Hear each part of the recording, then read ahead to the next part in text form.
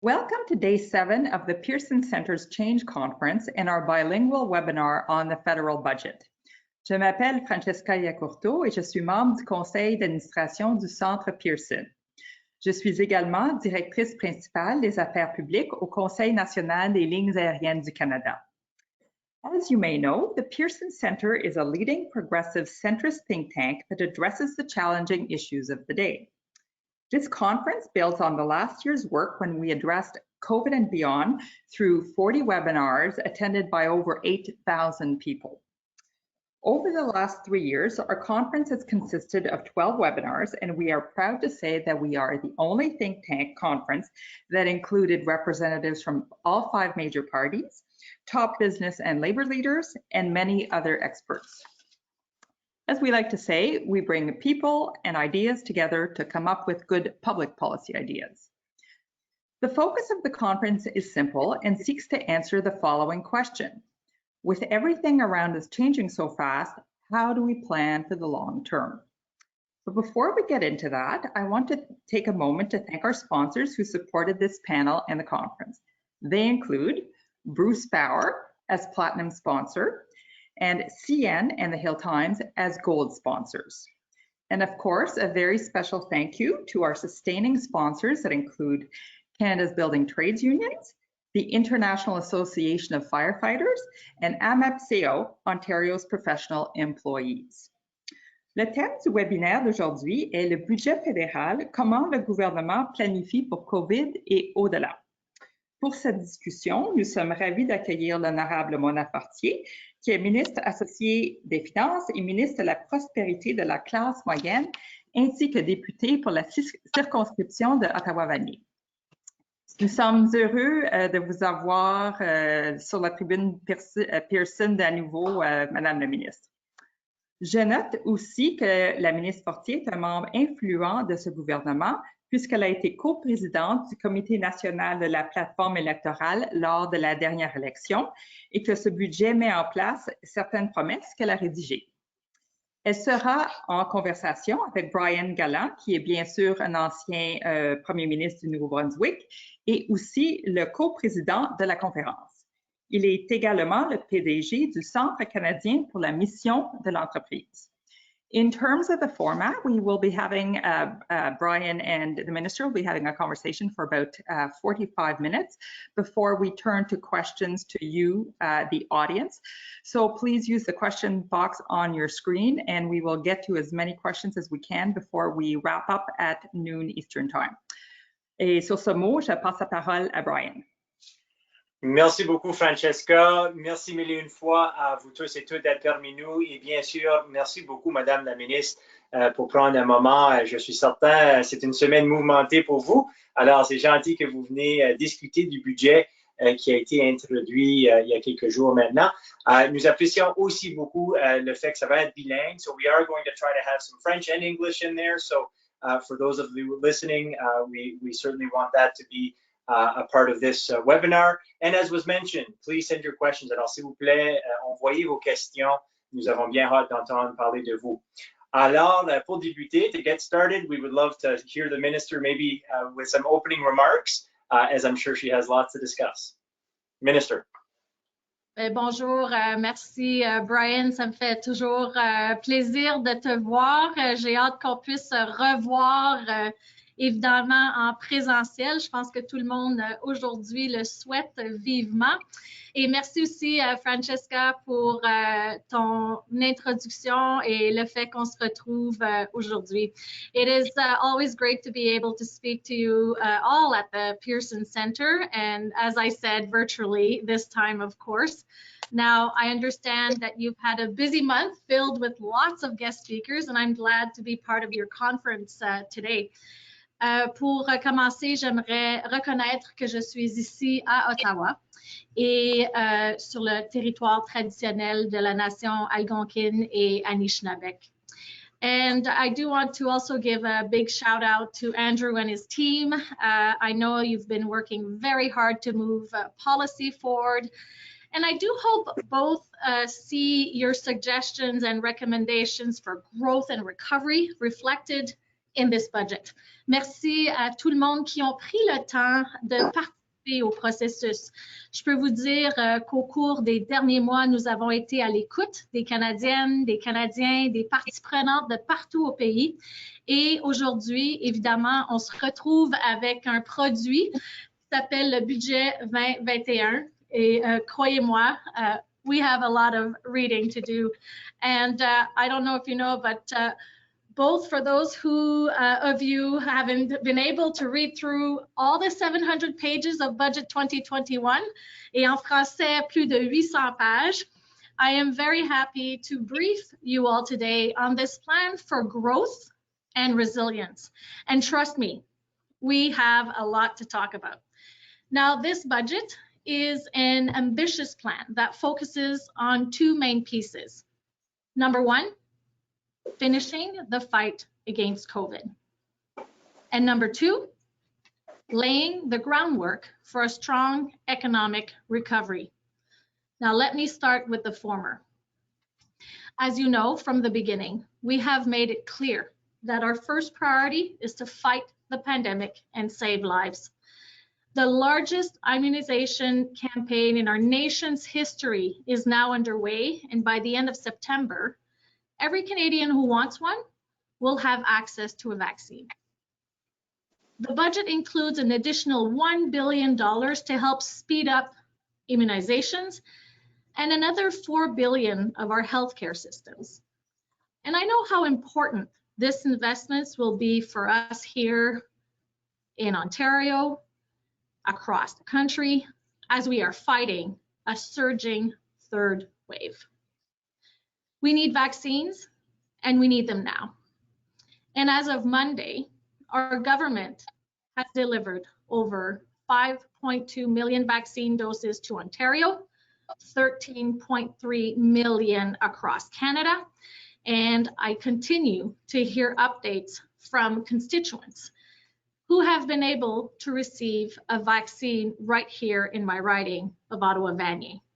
Now, this is very important work, and we must continue to keep people safe and protected from the virus. While we focus on the health of our people, we are also focusing on the health of our business community, and in particular, small business. Through this plan, we will make targeted investments so businesses can hire and train Canadians workers with a focus on getting more people in the economy in a fair and inclusive way. Over 500,000 people will benefit from these initiatives. Now, for example, small businesses, especially those here in Ottawa, will appreciate our commitment to invest $4 billion to support 160,000 small and medium-sized businesses to enter the digital economy. And that's not just to bringing retail stores online, although that is part of it. This funding will help businesses automate with artificial intelligence, protect the intellectual property, and become more competitive in the labor market. For businesses that have been hit hardest by the pandemic, and you know who they are, our beloved restaurants, tourism operators, hospitality, arts and culture, hiring the workers they need to grow is a cost they may worry about taking on. And this is why the wage subsidy has been so critical. It has helped more than 5.3 million Canadians keep their jobs.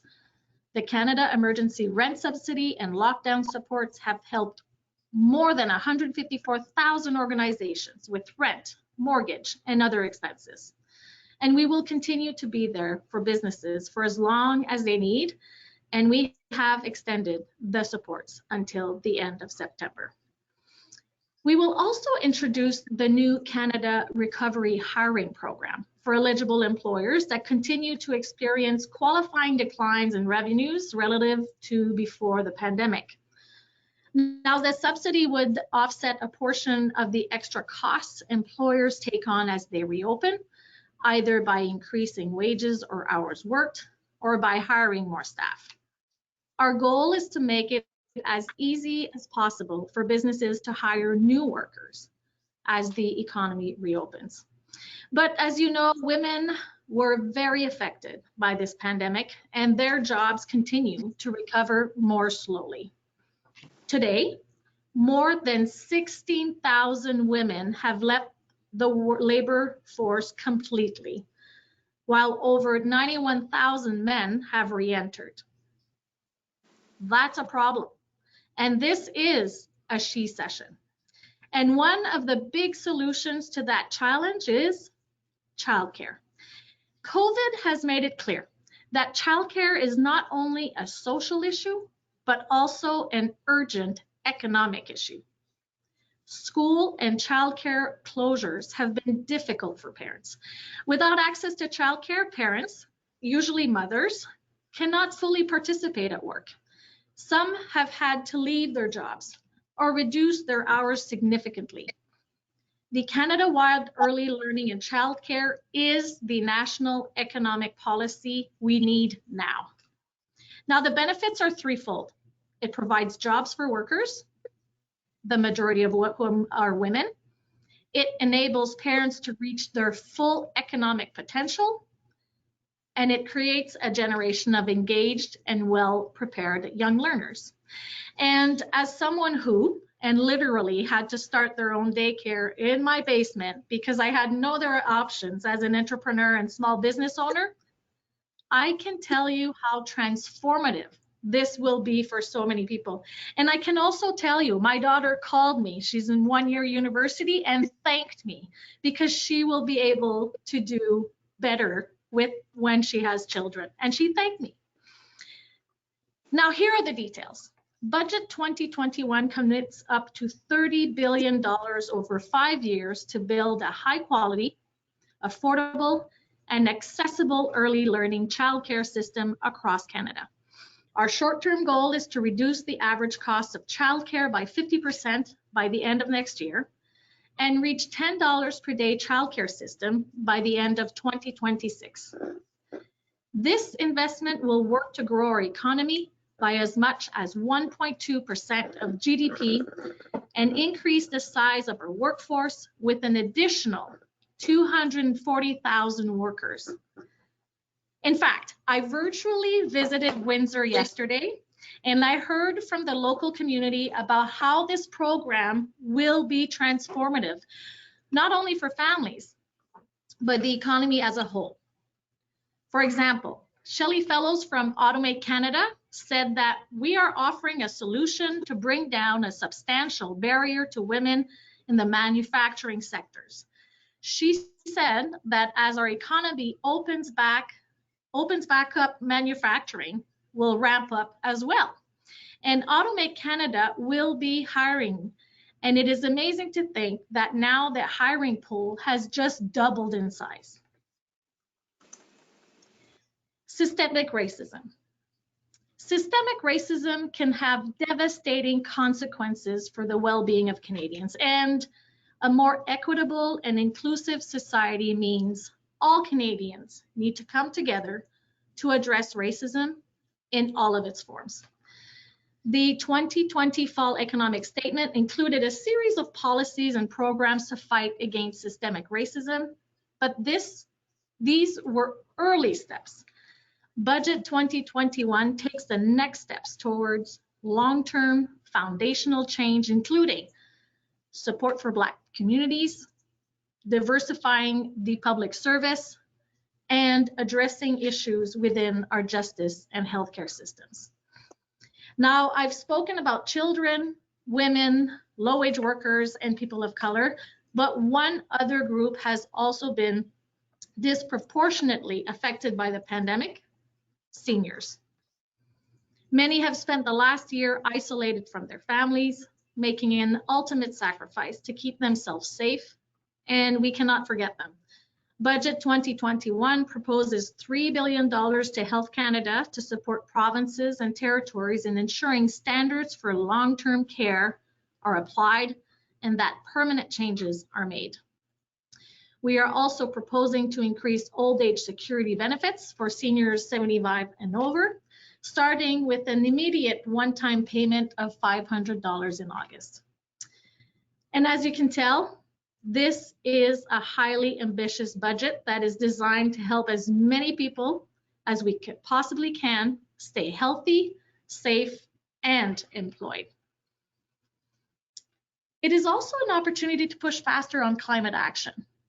Today, on Earth Day, so happy Earth Day, PM Trudeau is together with President Biden and announced that we are strengthening our climate target by reducing emissions over 40% by 2030. Let me repeat this. By reducing emissions over 40% by 2030. This is important so that we can spur innovations, create jobs, but also leave our kids and grandkids a resilient planet. Christian and I approach this historic opportunity with the focus on benefiting as many people as possible while they navigate this tricky time and come back way better on the other side. There are literally hundreds of other measures that I could speak to you about and highlight, but I'm also looking forward to talking to you, taking your questions, and having this conversation with you. So I will conclude by saying that Monday was a demonstration that our government will continue to stand together with Canadians during this challenging time. We have your back. Et je vous remercie beaucoup. Puis Brian, ça va me faire un plaisir d'avoir la conversation avec toi. Puis si les gens veulent qu'on puisse le faire en français, évidemment, je suis très prête à répondre aux questions en français. Merci beaucoup tout le monde. Thank you very much. Merci beaucoup, Madame la ministre. Nous apprécions énormément votre déclaration qui va à travers les points saillants de votre budget qui a été présenté il y a quelques jours. So we do have a few questions for sure. And again, just a quick reminder, please send in questions from the audience. We want to hear from you. So the first one, this I know a little bit about, but I certainly want to hear from your perspective and the process that you just went through, especially given the situation we find ourselves in presently across the globe. In a budget process, you have to weigh a lot of pressures, needs and wants, a lot of asks. One can only assume that the exercise of weighing the short-term or even the acute challenges versus the long-term, perhaps more systemic challenges was made even more difficult with the pandemic. How did you, Minister Freeland, and the rest of the team prioritize all of these considerations to make the final decisions as to what got into the budget? Well, that's a loaded question there, Brian. I mean, I have to say that we've been working on this, you know, since not only since the pandemic has started. We knew before the pandemic we needed to continue on our path to grow the economy, to make sure that everyone had a chance to work in the different fields, and then the pandemic hit. And what did we do? We focused on the health and safety of Canadians. And we also, at the same time, made sure that we adapted the different measures that we were bringing forward as we were going through this pandemic. And I think that's one thing that was very important for us is there were so many uncertainties, and still today there are so many uncertainties that we have to work with our scientists, we have to work with the health professionals to make sure that through this pandemic, we are making the right decisions to make sure we prioritize the health and safety of Canadians. So we are continuing to do that. For example, we invested in the budget, as you know, $4 billion to provinces and territories to immediately help healthcare systems that have been really hard hit during the last year. We also decided to add $1 billion for provinces and territories to speed up the vaccination rollout.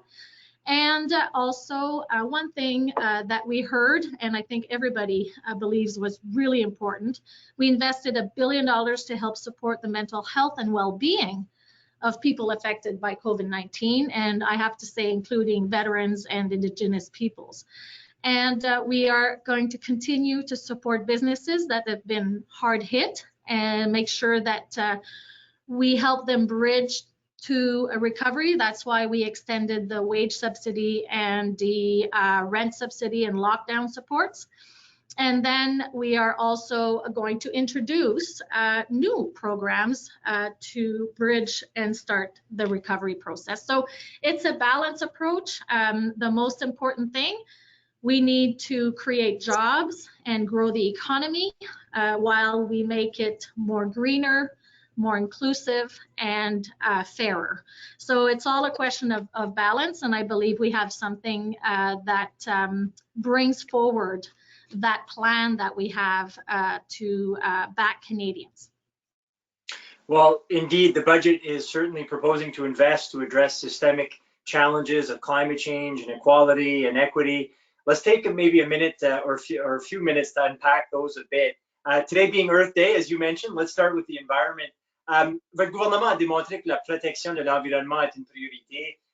Veuillez expliquer peut-être un peu les investissements contenus dans le budget pour lutter contre les changements climatiques et pourquoi ce sont des investissements qui sont nécessaires en ce moment.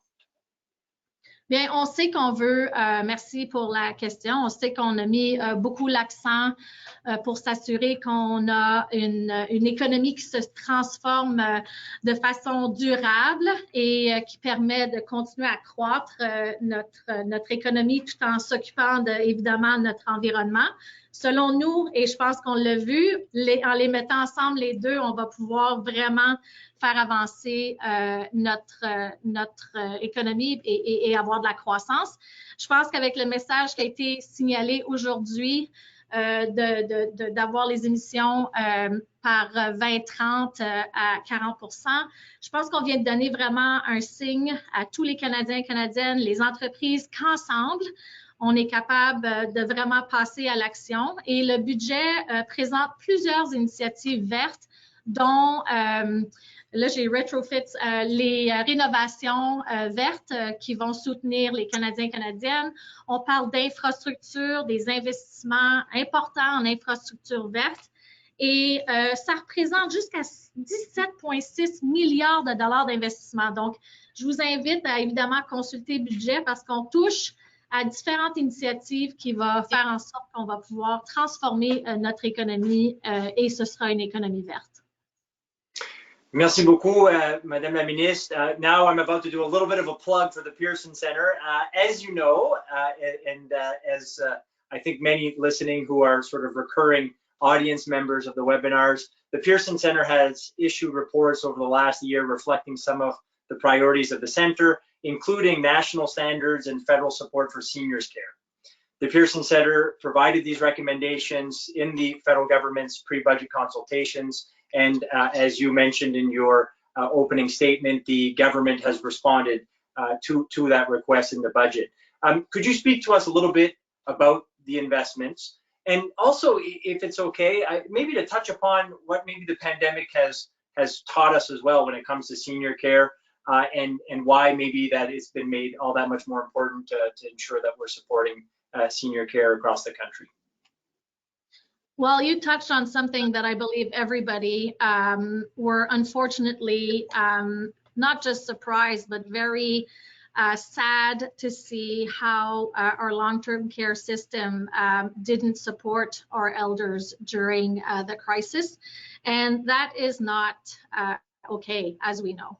And we all decided to say we need to focus on our elders. We need to focus on a system that will, of course, protect their health and safety and make sure that we don't go through this again. And this is really an important piece of our budget. We signaled, of course, in the fall economic statement that this was a priority.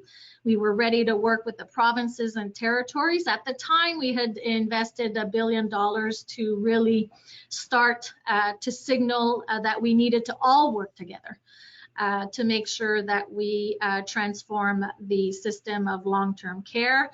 Of course, our contribution will be to support national guidelines. I think the Pearson, of course, Center was very clear on how we could contribute. So thank you for your hard work, your advocacy, and your expertise, because of course we need that.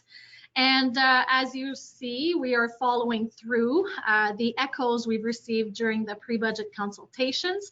And you'll see now we have put in front of us $3 billion to work with provinces and territories, because this is something that we need to do. And it will also help our economy and our health system by focusing on seniors and making sure that we protect their health, their safety, and that they can be proud to be, Canadians. So for me, it's something that I really care for, and I think everybody believes that we owe our elders a great debt, and this is, just a partial repayment. So we need to work together, and that is why, and I know, Brian, as a former premier, we will need to work with provinces and territories to get there, and Pearson Centre can help us to guide that too. Well, let me take a quick moment to thank Andrew and all of the team for the work that they've done over the last year on that topic, but also on many others. And you're very kind. As we do the plug-in, you also have a little bit of an ask for the center. So well done on that. Touche, as they would say. Next up. Well, Brian, I'm going to say something really important, because, we can have all of our experts in the different departments. We have them, but we need to know on the ground.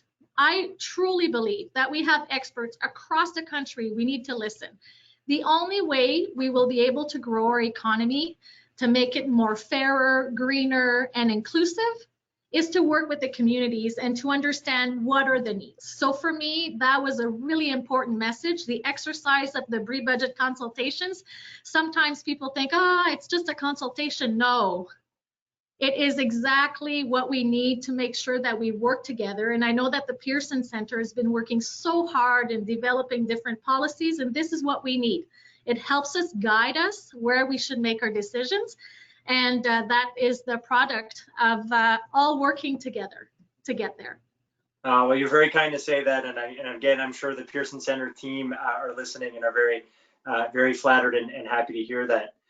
A pillar, there's no question, of the budget presented is a major investment, I would argue an historic investment in early childhood development and childcare. Investments, might I add, that were advocated again by the Pearson Centre. This is something that has been discussed for decades in Canada. I mean, we've been talking about this for years. What was different this time around? Why was this important for your government? How was the decision to make this commitment influenced by the fact that you, the Deputy Prime Minister Freeland, and the rest of the team formally and perhaps maybe informally brought a feminist and gender inclusive lens to the budget? So please, how did we finally have this in a budget, since so many people have been asking it for so long, including the Pearson Centre? Well, thank you for that question. And I have to say, this is going to be a game changer. I honestly think since we've been working on this, since we've been hearing during the pandemic, actually demonstrating that women were having a hard time to go to work. Families were being affected because one parent or a parent had to stay home to take care of their children. And our economic reality, like the economy of our country, really suffered from the lack of having women participation, of course, family participation in the workforce. And when we saw that, we said, honestly, one thing that we can do to make sure that when we cross that bridge of fighting COVID, what can transform our country? And I'll tell you, early learning and childcare is an investment in social infrastructure that will pay for itself. I mean, we've seen Quebec having the highest labor force participation of women with children under 3 in the world. We know that that model can be shared across the nation. I have to also say that the TD Economic has pointed to a range of studies showing that for every dollar invested in early learning and childcare in Quebec, between $1.50 and $2.80 comes back to the broader economy. We also evaluated that by moving forward with this proposal of $30 billion in investments for the next 5 years, we will be able to increase 1.2% our economy. And I have to tell you, I had a highlight yesterday, a really important highlight when I spoke with Noor and Mo, a family from Windsor, Ontario. And we had a conversation. They have 2 lovely young children, and they struggled during the pandemic. And they want to make sure they can be part, as a family, part of our economic recovery, but also growth. And Noor really shared with me that this is going to make such a difference. Imagine, we're going to cut her fees, the family's fees of half in the next year. That represents $434 per month in their pockets. And by 2026, for an average of $10 a day for daycare fees is what we're proposing. So this will really give a chance to not only support families, but also drive the care economy as an economic driver and create over 240,000 jobs to make sure we have a quality, high quality system in place. So I'm really hopeful that we are going to be able to work with the provinces and territories to get there.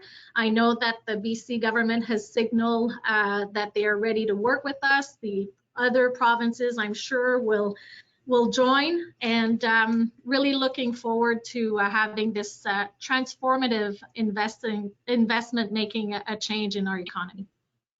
Justement, vous venez d'ouvrir la porte sur la prochaine question, mais avant ça, un petit rappel de nous envoyer vos questions. We want to hear from you, so please do send some questions in, and we look forward to getting to your questions as in a few minutes and getting through as many of them as we possibly can.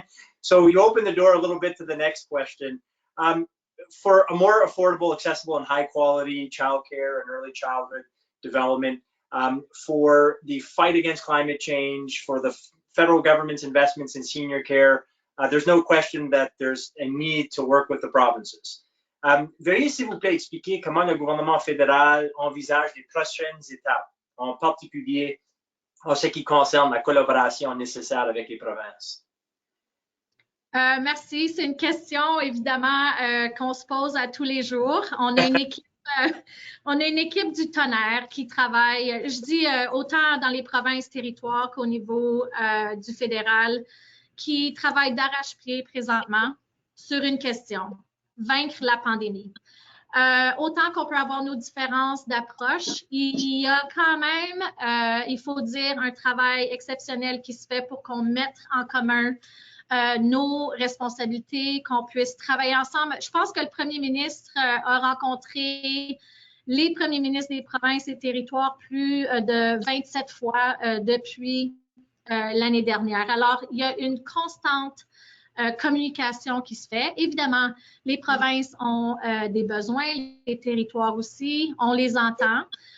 On est en train, évidemment, de concentrer sur vaincre la pandémie en premier et mettre les assises à savoir comment on fait pour continuer à travailler ensemble. On entend les messages, entre autres, des gouvernements du Québec d'un côté, le gouvernement de l'Ontario.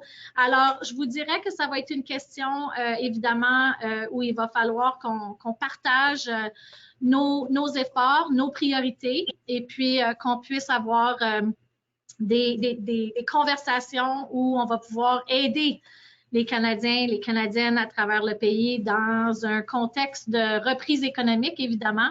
Mais comme j'ai dit, d'abord et avant tout, on veut la santé et la sécurité des Canadiens. Alors, notre lutte contre la COVID, c'est notre première priorité. Bien sûr. Unfortunately, we have certainly seen an uptick in anti-Asian and racism in Canada, which you alluded to wanting to fight in your opening statement. And the sentiment, unfortunately, could very much be linked to the pandemic, but has certainly been something that maybe at the foundation has been there for years in the country. The Black Lives Matter movement as well is still alive and very much needed. We were reminded of that earlier this week. There's still much that needs to be done for Indigenous reconciliation as well. So all of this in mind, please talk a little bit about what the budget will do to help address some of these systemic challenges. S'il vous plaît, peut-être dans les deux langues aussi, parce que je sais que vous avez couvert ça dans la déclaration. un peu qu'est-ce que le budget fédéral va entreprendre pour essayer d'aborder ces défis systémiques. C'est quelque chose, évidemment, qu'on discute tous dans nos communautés, virtuellement, évidemment, parce qu'on peut plus aller prendre des cafés présentement parce que les gens en parlent. I mean, COVID-19 pandemic has had an unequal impact on Canadians, and with the increase in reports of harassment and attacks against Asian Canadians being an especially disturbing trend. And Liz, last year, as you mentioned, has also shone a light of the complex and unique lived realities of Black Canadians. We know that data show that Black population across Canada remains one of the most disadvantaged, with a higher prevalence of low-income households, lower employment rates compared to the Canadian average, and as well as much higher likelihood of discriminatory treatment at work. And also, I mean, I could also talk about our Indigenous peoples going through this, systemic racism also. Now, one thing I have to say is that we continue to support the work of community organizations that empower, that advocate, and that lift up Black Canadians. And to answer your question about Budget 2021, well, it proposes to provide $200 million to Employment and Social Development Canada to establish a new Black-led philanthropic endowment fund.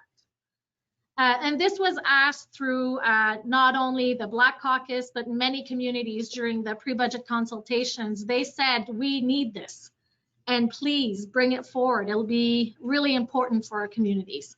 So this fund would be led by Black Canadians and would create a sustainable source of funding, including for Black youth and social purpose organizations, and especially to help combat anti-Black racism and improve social and economic outcomes in Black communities. And another one that we are bringing forward is to provide $100 million to support Black Canadian Communities Initiative at Employment and Social Development Canada. And I could also mention that the Black Entrepreneurship Program will be enhanced and increased. So we've really brought forward measures that are going to put differences and change in our community, and that's how we're going to respond to it. And we have a lot more to do, but I think that we have really concrete actions in this budget to fight systemic racism in our country. And maybe, if I may, I'll just add that we also saw during the pandemic higher rates of COVID cases in racialized communities as well, demonstrating yet again the systemic challenges. So we're getting some great questions, lots of interest from the audience. So I'm going to go into some of the audience questions now. There's two that I'm going to sort of put together here, so it'll be a little bit longer than normal, but it's because there's two people that are sort of touching upon a little bit of the same topic. I am concerned, the audience member writes, I am concerned about the significant increases in wealth, income, and profits for those at the upper end of the wealth and income spectrum. Why does the budget not address this as part of curbing growing inequality? And then the second person, sort of very much in line with the same type of topic, as a medium income middle class citizen, my prosperity is directly impacted by the fact I pay a higher effective tax rate than millionaires and big corporations. Other G7 countries are examining this issue. Will there be any Canadian changes on that front? Thank you for that question. And I think it's really important to say that we have provided some measures. You probably will see the luxury tax is one measure that we had shared during the last election in the platform, and we brought that forward. Tax evasion is a big one also that we'll be working on, and you'll see in the budget that we provide more investments to make sure that we fight tax evasion. That is something we had also needed to find ways to, reduce those loopholes. So we will be working quite diligently to that question. We are in a pandemic. We have to make sure that we provide supports for Canadians, and that is where we put our focus on. First of all, to grow the economy, to create jobs, We said that we'd invest $100 billion in stimulus, and that is what we are presenting at this time because we need to recover.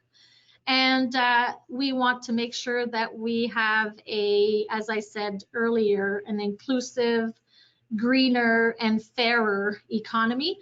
So we will focus on that, and then we'll have to continue to make sure that we have a fairer system for Canadians. I also wanted to say that in the measures that we're providing, we're lifting, or we want to lift over 100,000 Canadians out of poverty. So we have brought in measures to support middle class and those that are trying hard to get to it, to make sure that they are part of the economy that we will be working on for the next 3 to 5 years. And I thank the participants to raise other questions we'll have to look at as we move along. But at this time, I would say that we are going to focus on that $100 billion investment to stimulate our economy, and then we'll evaluate as we go how we can make this system fairer. Well, thank you for that. This next question, I have to say, I feel like I'm in the legislature with a sort of, it feels like a committee question here, but yeah, it's a bit technical, but obviously relating to a major piece. So what fiscal year is the national daycare expense charged to, and when are the funds spent? So maybe if you could talk a little bit about the rollout that you envision for the investment in childcare and early childhood development. So it's a really good technical question, and thank you for raising that. Give me a couple of weeks more to come on the rollout. We announced our budget on Monday. Our focus right now is to share with Canadians our plan. This is the plan. The implementation will be critical. I completely agree.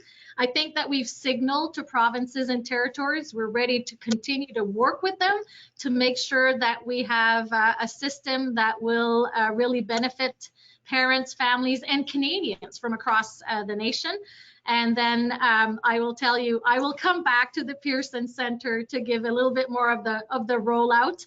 But an excellent question, and we should more to come, I will say, in not so long. Well, it's great if we get you to come back here. It's great to have those technical questions, so that's good. And of course, as you mentioned, there's a lot that goes into this, passing the budget, but also the idea of having the provinces on board with some. Can I just say, Brian, one thing I will tell you, Ken Dryden, we remember Ken Dryden really pushed for universal daycare. We many years of trying to really show how this transformative investment will make a difference. I think we are now in a time where even the industry, businesses, Canadians from coast to coast to coast believe that this will be a transformative for our economy. And we're at this point where we will work with provinces and territories, of course, but we will need to all work together to get this done. And we need really the support of stakeholders across the country to really make sure that all together we implement this early learning and childcare system. It won't be easy, but we are committed to doing this, and I believe will be really, really important for the years to come and for generations to come. Well, let me add, as a Canadian, as somebody that believes deeply in the benefit, both economic and social, of childcare and early childhood development, it was great to see some business leaders, some very significant business leaders, come out and be very supportive of the investment, and that was even before the budget was introduced, and of course post introduction. So next question, 80% de notre économie dépend de nos exportations. J'espère que plus d'efforts financiers seront dirigés vers nos efforts à faire croître nos exportations. Alors, qu'est-ce que vous en pensez de cette déclaration? Ben, je pense que c'est une déclaration qui est juste. Je pense qu'il faut quand même dire qu'au cours des dernières années, on a vraiment donné des occasions pour augmenter nos efforts pour faire du commerce international. Et avec les récentes ententes avec les États-Unis et le Mexique et aussi avec l'Europe. Je pense qu'on a vraiment de quoi à pouvoir travailler pour s'assurer d'augmenter le commerce international. On a aussi réalisé pendant la pandémie qu'il fallait qu'on concentre aussi sur notre industrie au niveau domestique. Alors, je pense que c'est important qu'il y ait un équilibre qui soit là. On va investir 2 milliards de dollars pour l'industrie bio-manufacturière. Donc, on puisse avoir au Canada une façon de pouvoir rebâtir notre industrie bio-manufacturière. Mais je vous dirais que, évidemment, le commerce international va être très important dans les prochaines années. Et puis, ça va me faire un plaisir de pouvoir peut-être un autre moment de mettre plus, de parler avec ma collègue Mary Ng pour qu'elle vienne vous partager le plan du Canada au niveau du commerce international. Fantastic. Next question from the audience. What metrics will we use to measure success in addition to GDP growth? As I'm sure you've heard some people argue that that should not be the sort of only or the primary metric of success. And this audience member adds, a well-being budget requires different metrics of success. So any thoughts there on what we should be looking for? Well, Brian, this is the part where I smile. Because when I was asked by the Prime Minister to serve at Cabinet, he asked me to develop a quality of life framework to make sure that we go beyond GDP. So in the past 16 months, I've been working with the finance team, but also across departments to see if we can identify this framework that will give us indicators to better make decisions in policy and in budget. And I will invite people to go to Annex 4 in the budget to see that we measured during this one all of the initiatives to see how it would change Canadians' lives and how it would also support their quality of life. So beyond GDP is the tool that we've been working on. And we are also going to make sure that we continue, of course, GBA plus lens, making sure that we have an environmental lens, but the quality of life brings forward metrics that we hadn't used before. And this is going to guide us in not just evaluating the measures, but also in decision making. And the budget and policy decisions, we will be using that frame to enable us to make better decisions in what is needed to grow our economy. Excellent. Well, happy to hear that. And I'm sure the audience member appreciates the answer as well. Next question. And I would love if the audience member wants to contribute to, share their thoughts on that quality of life framework. We're still working on it because it's an evergreen approach, but it is something that we really need to do. And we know that in New Zealand and Scotland, this approach has been used, and we're working with the OECD to make sure that we go beyond GDP. I'm sure you and your team are looking into as well the UN SDGs, the Sustainable Development Goals, as yet another framework that we can look at. That's fantastic. So next question is a bit. We have a few questions now, a bit on the whole balancing act. No pun intended. This budget focuses on making important investments, but when and how will the government focus on getting control of the deficit and debt? Well, I have to say that the greatest danger to our economy would have been not doing enough. And a strong fiscal support is necessary to prevent economic scarring and make sure Canada recovery leaves no one behind. And, I have to say that a March 2021 IMF analysis indicated that without direct support measures, Canada's real GDP would have declined by about 13.2% in 2020 versus an actual decline of 5.4%. And a difference of, if we make the math, 8%. And they estimate the employment rate would have risen by an additional 3.2 percentage points in 2020. Budget 2021, I will tell you, is a prudent plan that sets out a new fiscal anchor that is committed to reducing the federal debt as a share of the economy over the medium term and unwinding COVID-related deficits. Now, the fiscal anchor will continue to protect Canada's low debt advantage so that borrowing costs remain low, future generations are not burdened with COVID-19 related debt.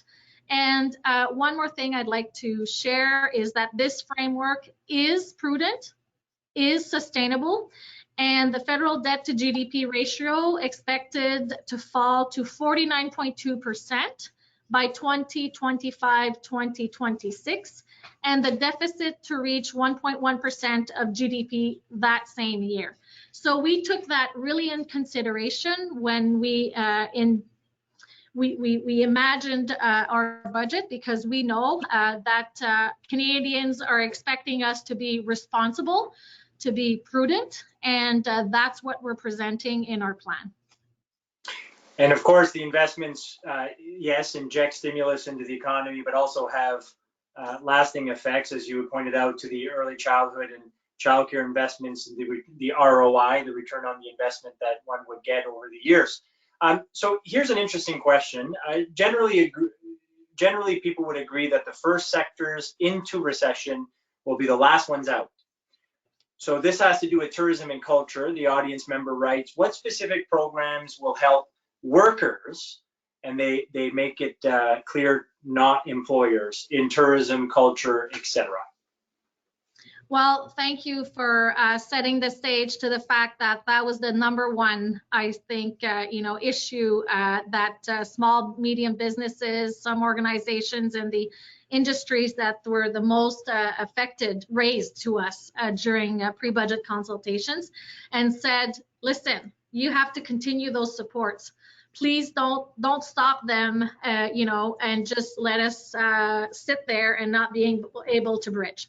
So the first decisions that we made was to continue the support, as I said earlier, wage subsidy, rent subsidy. We are also, while unwinding in September, we are going to introduce a hiring recovery program, which will help those businesses to better re-employ their workers. So more details to come on how this will work, but we thought of that program to really help them bridge into getting back on the job.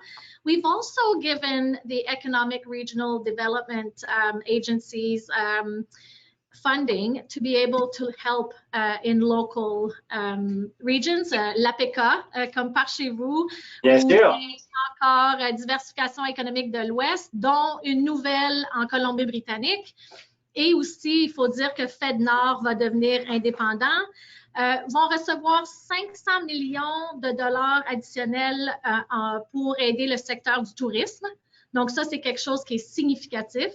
Il y a également des mesures pour pouvoir aider les petites et moyennes entreprises d'avoir accès à des prêts pour pouvoir continuer à, évidemment, se sortir de leurs difficultés. Donc, on a mis plusieurs mesures de l'avant pour soutenir les petites et moyennes entreprises et les organisations sur les terrains.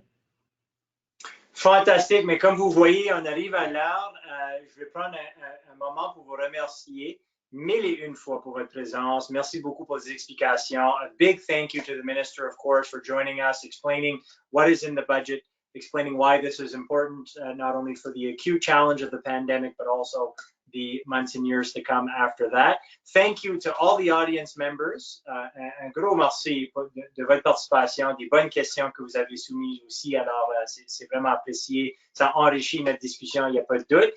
Big reminder to keep checking out the Pearson Center's website for more events and more discussions, because obviously, as the Minister alluded to, these are having a bit of an impact and are a great forum in which we can discuss important issues and then come up with ideas for different levels of government. Alors, Madame la Ministre, mille et une fois, encore une fois, merci pour votre présence et merci pour votre travail.